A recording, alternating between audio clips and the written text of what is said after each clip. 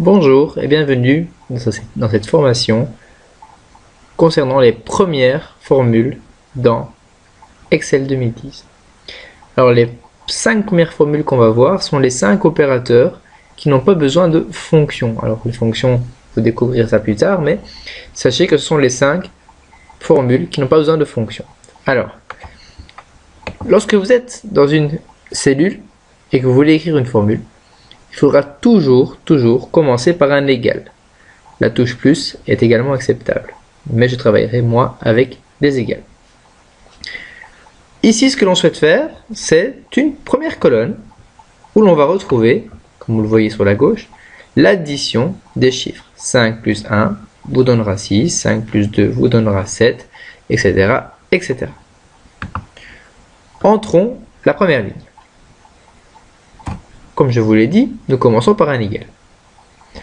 Ensuite, nous allons travailler comme nous jouerions à combat naval, c'est-à-dire avec des positions.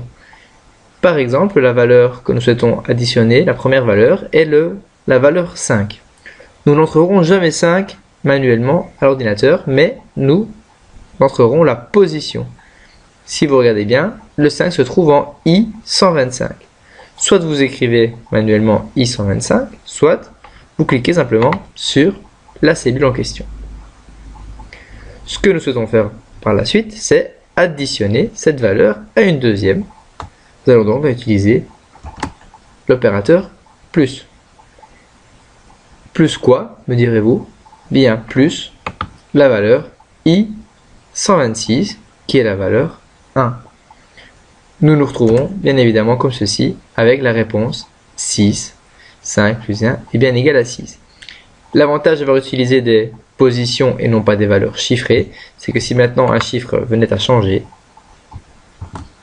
mon tableau se corrige complètement automatiquement, grâce au référencement par position. Le deuxième élément, tout aussi simple, nous commençons, je vous le rappelle, par un égal.